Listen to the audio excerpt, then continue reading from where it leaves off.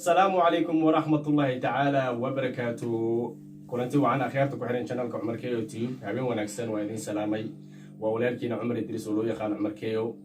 إن شاء الله وحان إذن كعود سنة يا مرور بني إذن كعود سنة دو إذن سوكر الفيديو على الفيديو ناسميو إن أد لايك جريسان أد شير جريسان أد كومنت كبحسان سي أوغانا سومالوين دافع عالم كميرو البقية كجوغان إن شاء الله هدو إله كرام نقدر عاو وحان جعلا إنان كهضو موضوع كسابسان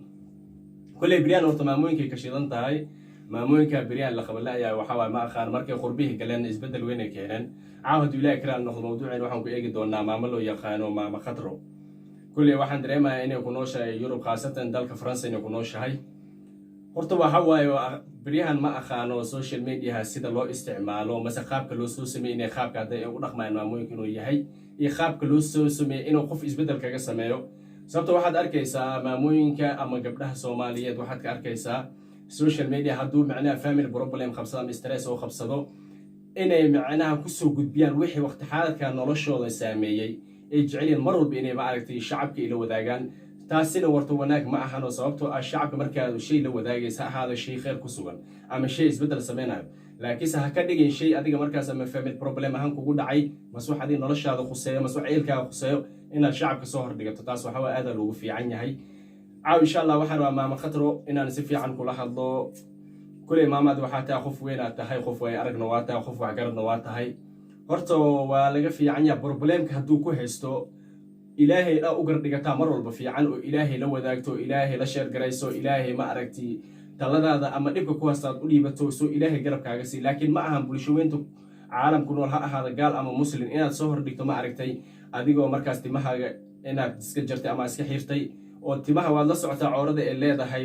khaasatan haweenka hadan waad ogtiin iska dhaaf timahooda xataa codkooda cooro ah lama ogolo codkooda inuu zaid kor u ahaado hadana heer waxaad gaaraysaan aad timihiina idhinkoo jarteen aad banaanka soo dhigtaan wallahi waxaan aaminsanahay taas inay halis aad iyo aad weyn ay tahay sababtoo noloshaadu waxa fiican marka problem kugu soo wajaho ama problem kugu dhaco inaad ilaahayga u noqoto oo ilaahayga aad tala ka weydiisato oo ilaahayna inuu kaaga khafiifiyo ama culayska ku hayo inuu ilaahay kaaga dajiyo ma aha laakiin inaad social media soo istaagto aad waxyaabo falxun oo maanta aan channelkan ka sheegi karin maartaan asxaabtaan u sheegi karin inaad ma aragtay shaashad soo hor istaagto khaadaro oo hadasho aad lagu fiican yahay maanta qof maanta waalid aad tahay oo qof weyn aad tahay qof mas'uul oo maanta waxa tahay ma aragtay waxa waa family ahaan xil loogu dhiibo ka soo bixi karo haddana ma ahan ma aragtay problemka ku haysto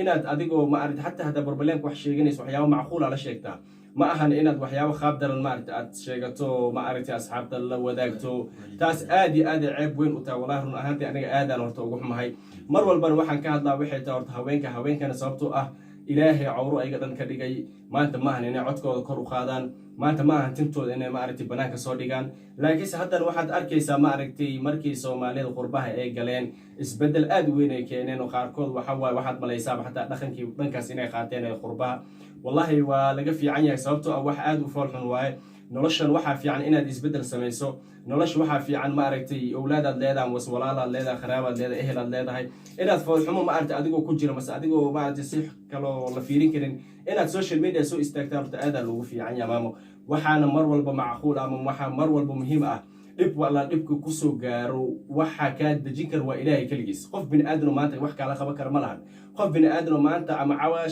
cabashadaada banaanka soo dhigtay qof wax ka bedeli kar ma lahan laakiin ilaahay wax weyn uu ka bedeli karaa ilaahay saa jeceshay si ka fiican uu ku siin karaa ilaahay wax walba adiga aad jeceshay wanaagaaga aad jeceshay ku zaadin karaa laakiin markaad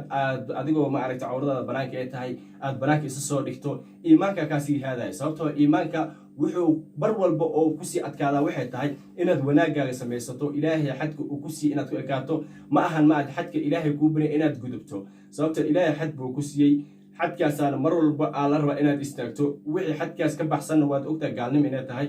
oo nolol ahaan ay fiicneen hatta ma aragtay adiga ahaan mustaqbalkaaga dambe aysan fiicneen adduunkan waqti la joogaa waqti kooban ah adduunkan waad la socotiin maxaa la dhahaa inta la joogaa waa waqti yar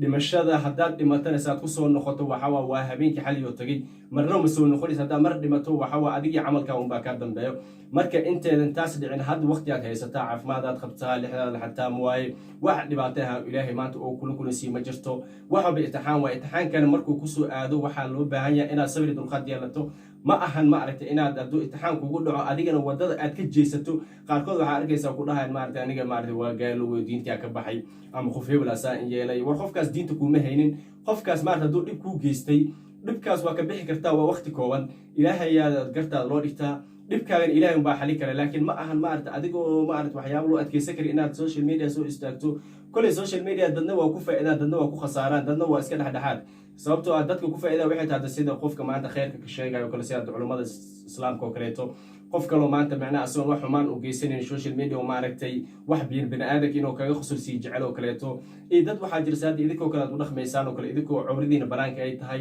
idinkoo timihiina banaanka ay tahay idinkoo maarata hadalkiina kor u qaadayo wallahi waa arrin aad iyo aad u fool xun waaye kulley maarata adduunka waqtigii la joogaan waqti kooban waaye adduunka inta la joogayo waa in yar waxa mar walbana fiicana waxay tahay inaad ka faa'iidaysato caafimaadka aad leedahay caafimaadku ilaahay ku siiyey ilaahay darajo ku siiyey maanta lixdaada lixaad oo kaamil ka dhigay akhligaagu ilaahay kaamil ka dhigay ma ahan maaragtay problem mise maaragtay waxyaabo daciif ah maaragtay ilaahay maanta kugu canaananayo inaad ma aragtay diintaada ama ma aragtay noloshaada ama mustaqbalkaagii inaad maaragtay kaga baxdo maaragtay xumaan aad hoggaansato wallahi waa laga fiican yahay maama khadro ru'aanta maama khadro waxaan ku dhihi lahaa mar labaad iyo mar saddexaad isku day hadda waad hadalka maskaxdaada way toosan tahay akhligaaga wuu toosan yahay indhahaaga way toosan yihiin lugahaaga way toosan yihiin inaad isqabato wixii hore aad u samaysan aad ilaahay ka cafiso oo ilaahay ka cafis dalbato wixii hadda kadib kaa dambeeyeen inaad wanaag ummadda aad u sheegto sababtoo hadda waxaad dadka u sheegaysid ma ahan waxaad ku wacyigelinaysid ma ahan wax wanaagsan u sheegaysid ma ahan waxaad sheegaysidaa waxay tahay waxyaabo aad u fool xun waana laga fiican yahay waxyaabo aad u fool xun maad inaad dadka la sheergarayso la wadaagto wax haddaad la wadaagayso qofka bini'aadamka mase qofka muslimka waxa macquul ah inaad la wadaagto waxyaabo aad iyo aad muhiim u ah laakiinse ma ahan waxaa muhiim ahayn inaad mar walba ma aragtay aad soo gasho dadka aad u sheegto saana la yeelo aniga saana igu dhacdayo wallahi bilaa khabdaro waa run ahaantii khabdaro waa aniga waxaa ma jecel haweenka Soomaaliyeed ma aragtay inay sharaftooda meel iska hirdaan haweenka ilaahay baa qaali ka dhigay oo ilaahay baa ma aragtay sharaftooda ilaaliyay ilaahay baa karaamadooda ilaaliyay waad ogtihiin ragga iyo dumarka haddii la dhaho had iyo jeer inay haweenka qiimo ay leeyihiin ma ahan laakiin haddana ma aragtay inaad qiimihiina dhulka dhigtaan ama aad sharaftiina liidaan ilaahay baa kor nii qaaday ilaahay baa ma aragtay waad ogtihiin haddii maanta la gaaro hadda dhanka khiyaamaha oo kale dii la gaaro mas qofka bini'aadamka maanta markuu dhinto shayga ugu hore la weydiinaya waalidka waa midka ugu hore waa hooyadaada sababtoo hooyadaada ayaa mar walba dhib walba kuu soo marto hooyadaada wax walba ma aragtay oo barbalem walba kuu soo marto waad la socotiin hooyada abaalka wax la gudi karmaa idinkoona maanta hooyo idinka dhigay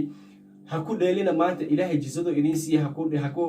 ku noqonina kuwa ku baadiyo mase kuwa ku cayaaro sababto haddaad ku cayaarto waxba adiga nafsadaada ku cayaarto maan ilaahay waxba kama bi'in ilaahay waxaad ka bedeshay ma lahan camalka uu kuu sameeyey ama maxaa la dhahaa khayrka oo kuu sameeyey waxba kama bedeli kartid laakiinse adiga unba wax iska bedeli karo adiga haddaa maanta waxaas kusii socotaa xumaantaas cadaabku mutaysan karo haddaad maanta khayr aad samaysatana adiga khayrkaas ma aragtay aad janno ku mutaysan kartid ilaahay kulli haddaad naar shaqaysa haddaad janno shaqaysasa waxba kama dhimin laakiinse adiga nafsad ahaantaad waxaa mar walba muhiim ah inaad isbeddel samayso inaad nafsadaada badbaadiso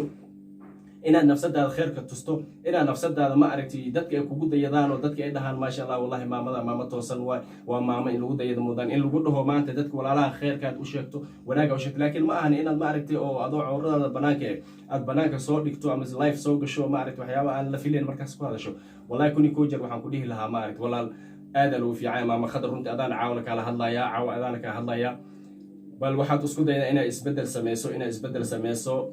akhyaarta ku xiran channelka Cumar K YouTube fadlan waxaan idin ku codsanahay hadduu videoga idin soo gaar inaad share gareysaan oo la wadaagtaan Soomaaliyeed meel ala meel daafaca caalamka joogto waa walaalkiina Cumar Idris oo idin leh assalaamu calaykum wa rahmatullahi ta'ala wa barakatuh